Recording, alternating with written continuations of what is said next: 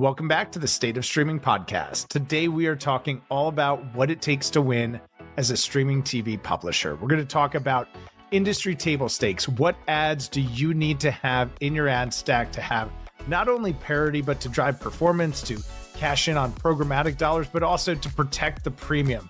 How do you defend the direct sales opportunities, the biggest opportunities within your platform? Today will be a conversation about that. We'll also talk about what's trending. What do you got to keep an eye out for in 2026? We're going to talk a lot about different types of ads and go-to-market today. So if those are blind spots for you, if those are things that you're thinking about, want to be better at in 2026, this is the conversation for you. Enjoy.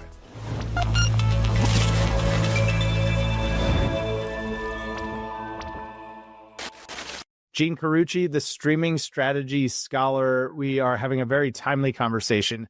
We actually just answered a question on LinkedIn from our friend Nick from the Netherlands about pause ads, and we'll talk about all that great stuff in today's conversation. But welcome to the State of Streaming podcast.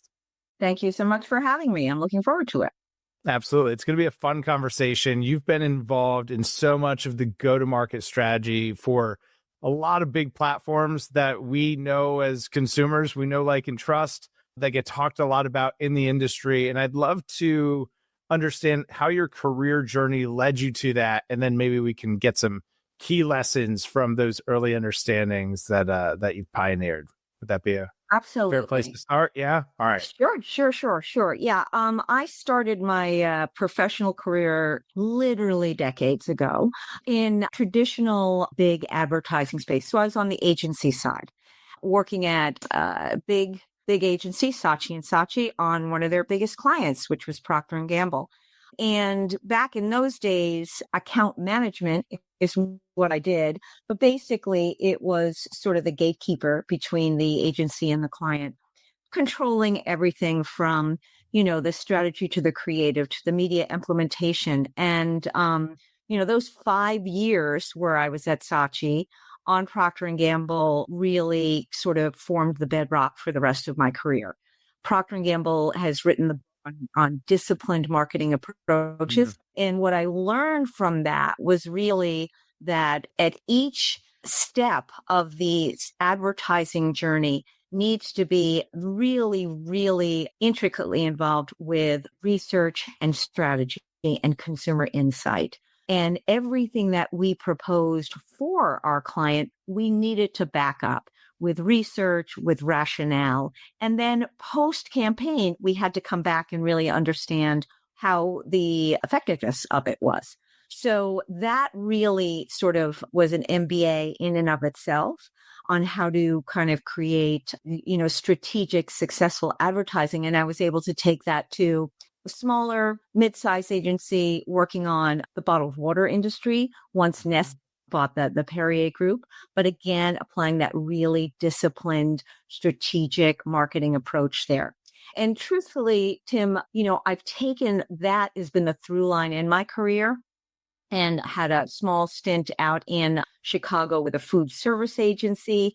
Again, still, creating that very disciplined approach.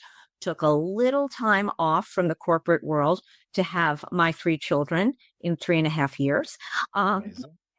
Yeah. Then when I kind of entered back into the sort of personal space, I was then consulting, and for a lot of startups and some nonprofits.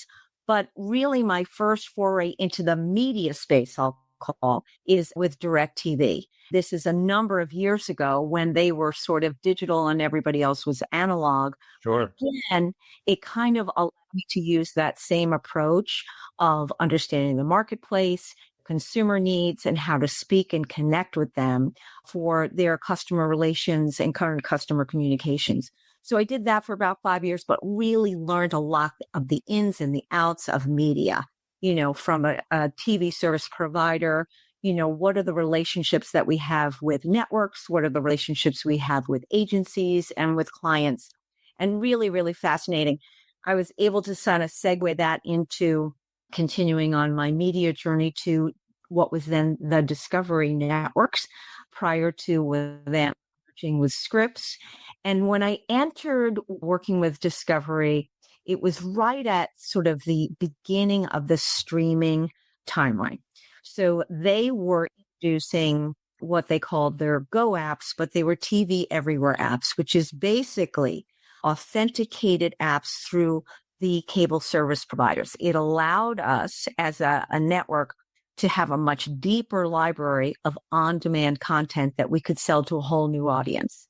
So that was that kind of dipping our toe into the streaming sort of ecosystem.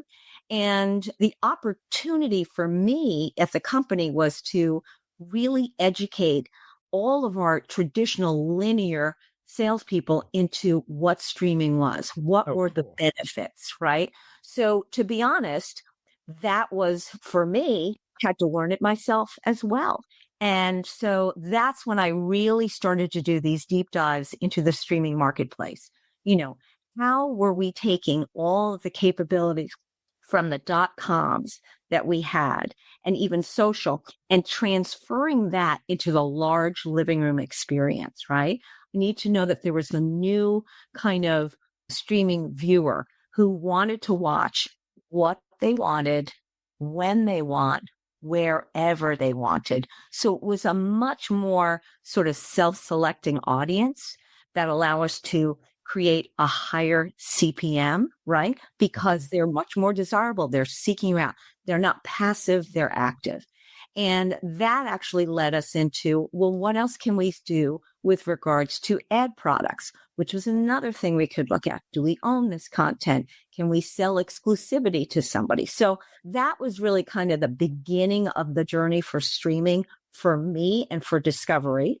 We were able to create some really wonderful packages and sponsorships, not only for the 8 Discovery brands, but then almost, double that when we merged with Scripps and incorporated HGTV and Food Network. Wow. So it was really, really a great time. But then, just as soon as you get that sort of under your belt, we started introducing direct to consumer apps. So I'm talking about 2019 when the actual, sort of streaming ecosystem exploded, right? So that's when you saw Disney Plus came out, right? Apple TV Plus, Peacock was introduced. There was CBS All Access that became Paramount Plus. From a Discovery standpoint, we introduced Discovery Plus, a lot of pluses here, but then HBO Max, right? So literally every media company was creating their own direct to consumer app. So I was able to take all of that knowledge from the TV Everywhere apps and apply it to Discovery Plus, but then go deeper and further because there was some exclusive content there. But really what I learned through all of this is it changes so quickly that unless you stay on top of all of this, you're going to be behind the 8 ball. And so it is a little sort of overwhelming for companies and for clients to understand the capabilities. So that's really when I thought, this is where I'm sort of going to shine. I'm going to continue to study the marketplace proactively. Quite frankly, I did it. It was self-promoting, right? I need to say, hey, you're looking for your expert. It's me, and I was able to impart that wisdom to our salespeople because the objective there was in a confusing marketplace. I wanted them to be seen as subject matter experts on streaming. So was able to do a great job with Discovery Plus. All of that wonderful stuff that we created was applied to HBO Max. But as want will have in the media world, a lot of different mergers went by the wayside. Layoffs happened, mergers. So decided to hang up my own shingle after that 8-year stint for Carucci Consultants and really just help other platforms and media companies do what I did at Discovery and Warner Brothers Discovery, right? Which is basically really understand the marketplace, create a powerful go-to-market narrative that is distinctive, that is easy to understand, not only for the viewer, but for the advertiser, and most importantly, for our salespeople to be able to tell that story in the marketplace.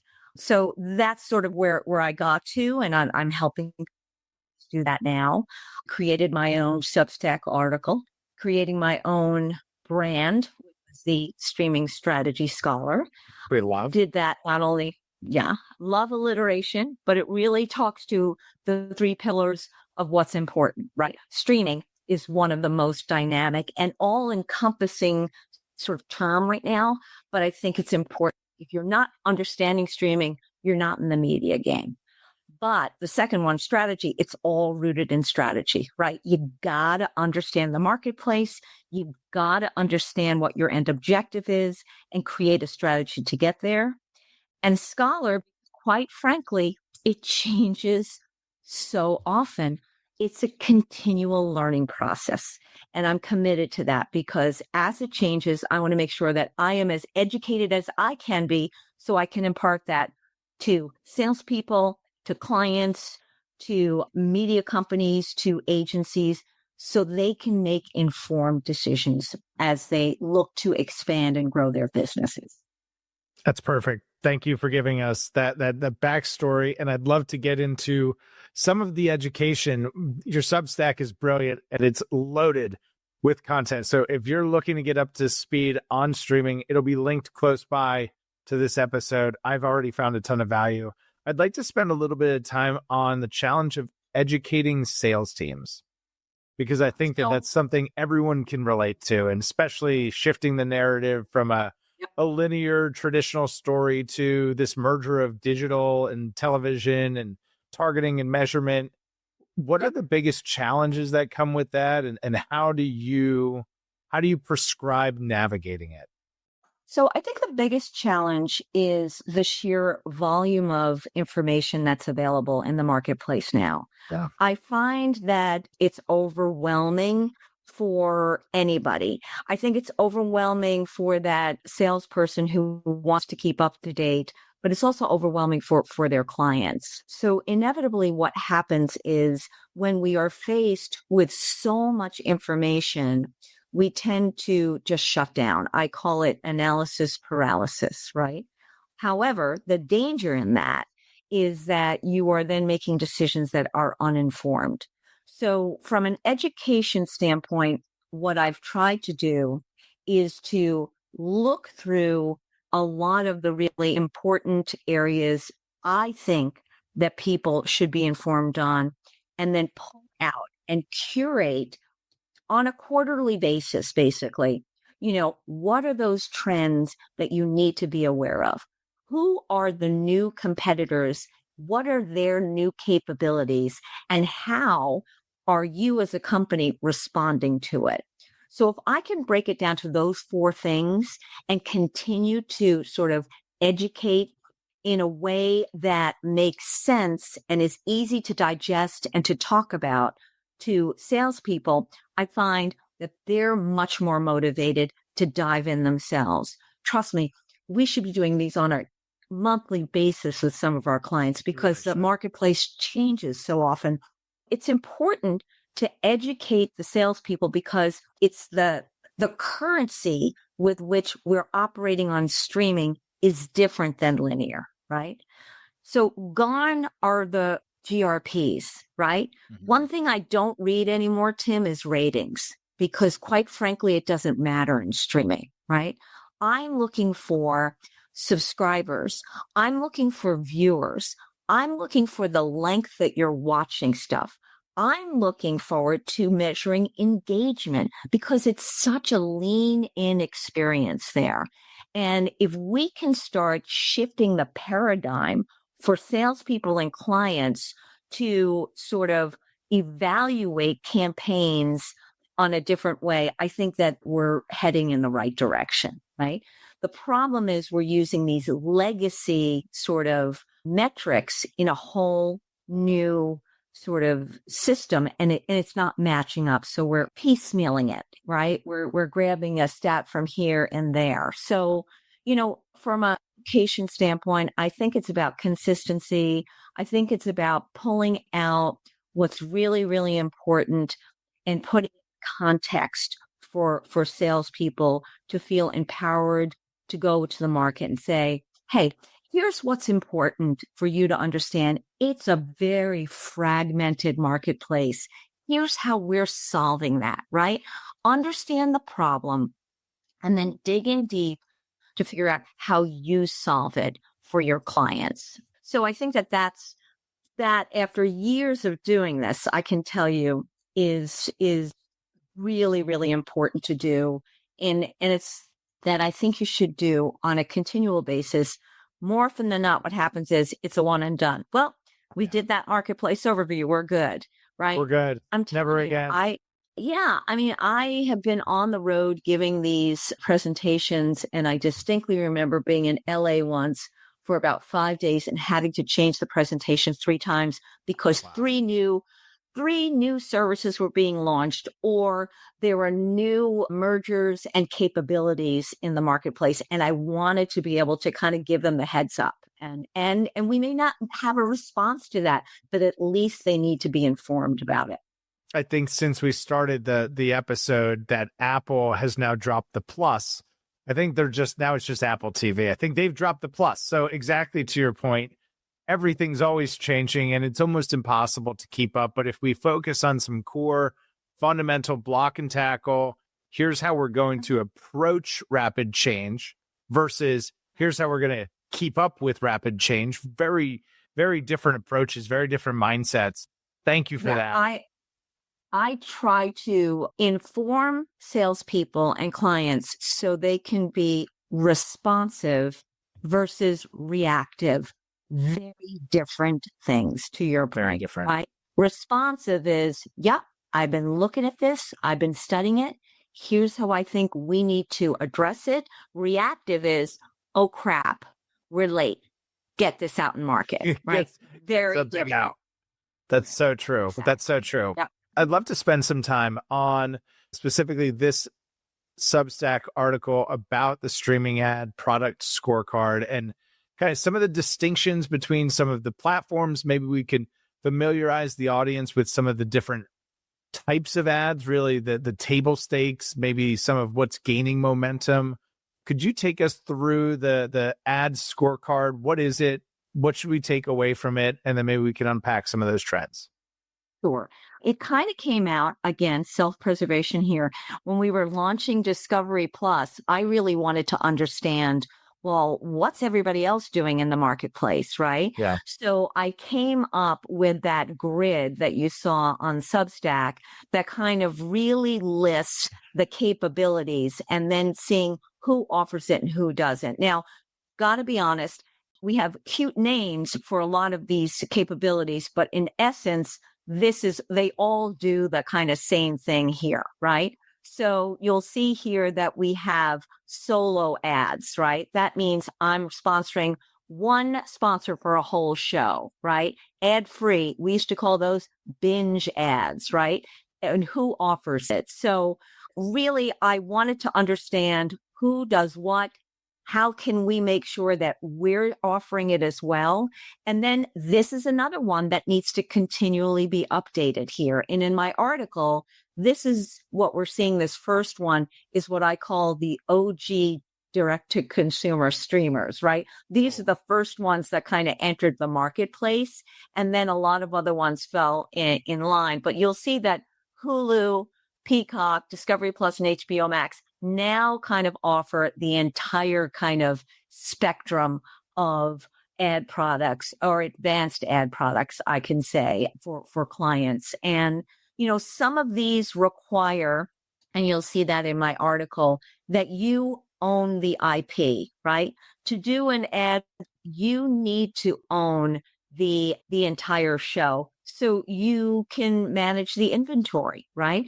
Others, you need to own your user interface so I can actually have more of a branding presence on there.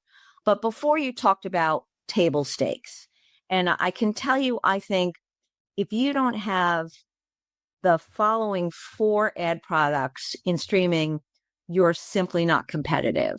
Okay. And the first would be contextual targeting. So gone are demo targeting, right? Women 18 to 54. It's there. You can target it. Great. and you can target an audience like auto intenders.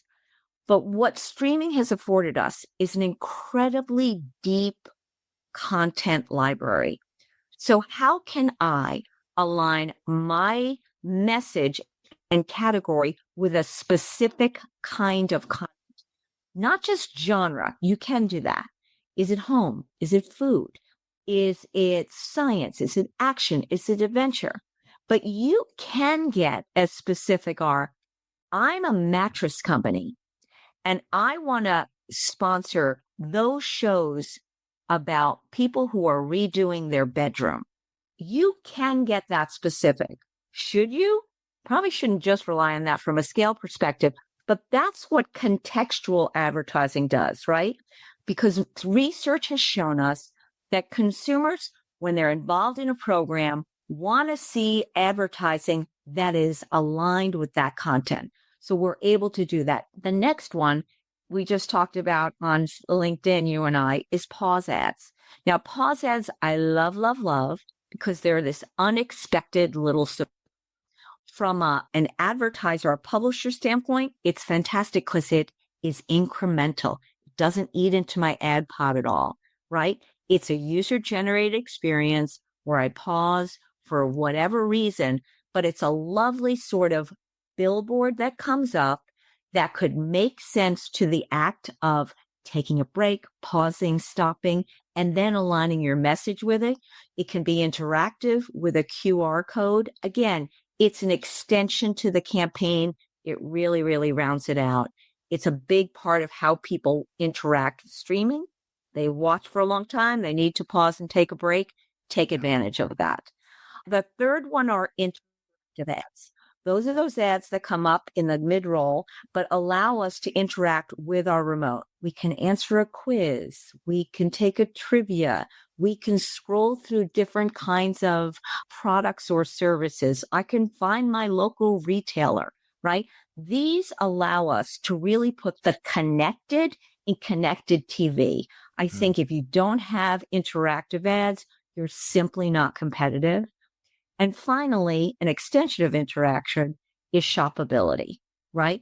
This idea of increasing the speed to transaction is what clients want.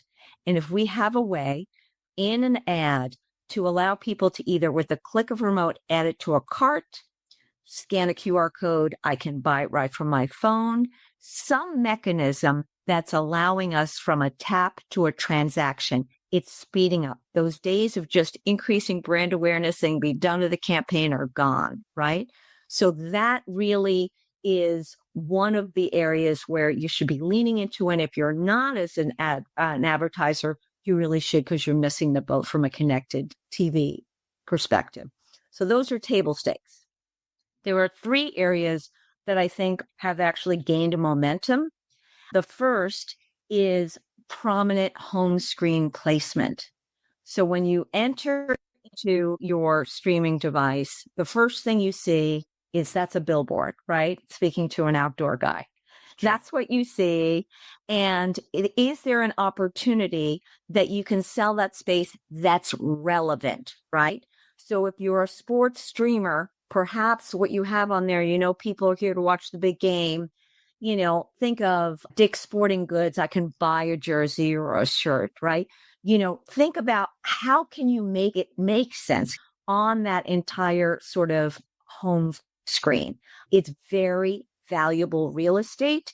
And for a lot of platforms that are curating content and may not own the IP, that is something they do own. And we can clearly carve out an area for an advertiser to get noticed, because it's the first thing you see when you turn on your TV. So that is really gaining momentum. The next is sort of exclusive pre-roll ownership. I turn on whatever I've decided to watch, but there is an ad that comes up that I notice right away that perhaps aligns with the content, be it a soccer game, an award show. Think about how you can create sort of exclusive experiences before I even enter the content for a subscriber. And I think this works well on an on-demand experience or a live experience, right? So take 15 seconds before I jump into that game to kind of have an opportunity to say, this moment brought to you by blah, blah, blah. You're really going to get noticed there. Again, make sure it's relevant. And finally, in that same vein, with regard to ad placement, it's that first ad in a pod. It's called a prime pod placement. I'm the very first ad you see in that first ad break. It's really, really valuable, especially when you're watching live TV. You can tend to tune it out, but people remember that. And that's something that you can carve out and get attention, right? With so much opportunity out there. So it's prominent home placement, any kind of pre-roll, quick, alignment, and then that prime pod. And I see that even some of the fast channels are doing these prime placements. They're curating their own list, but you get to have that first placement there. And that's gained a lot of momentum as well. Excellent. Thank you for that. Really helpful to hear all of those things, the trends, the table stakes, kind of how it all comes together. I'm curious how much of that is available programmatically. Is a lot of this still controlled and kind of done on a direct basis? Which opportunities make sense for which activation types, do you think? So I think that most of this is available programmatically, and that's now pause ads and interactive ads as well, which is great. So it becomes a little bit more accessible. The ones I think I would advise clients to do on a direct basis or any sort of ownership, like those solo ads, right? If you really want to be associated with one series or content, you've got to do that directly through an IO. That kind of alignment is just, you guarantee it more. You can do any kind of really custom work around that. Think of a custom pre-roll I would do as a direct IO. But the good news is most of these are now becoming available programmatically. So what that does is it really democratizes the playing field. So you don't need a $500,000 budget in order to dive in and be part of the streaming ecosystem.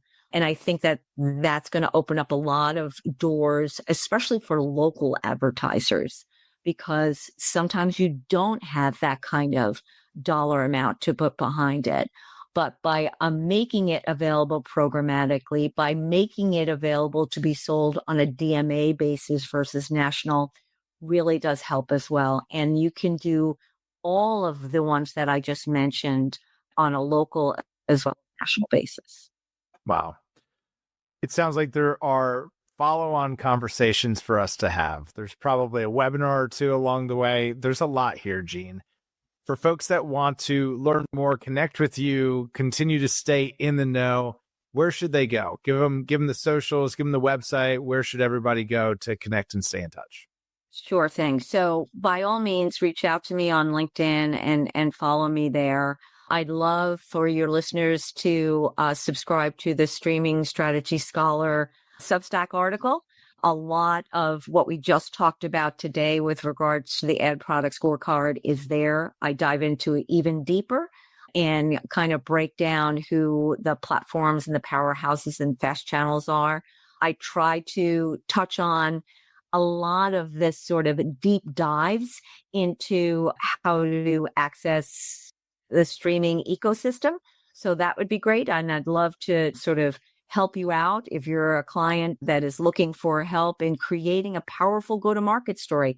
That's what I love to do. I love to dive in and see where you are versus the competition and really map it out. So you can reach out to me at carucciconsultants.com, reach out on Substack or LinkedIn. I'm one of those geeky, I see a pause ad and I'm thrilled and I take a picture. I see an interactive ad. You and me both. He's doing that. I'm adding things to our cart.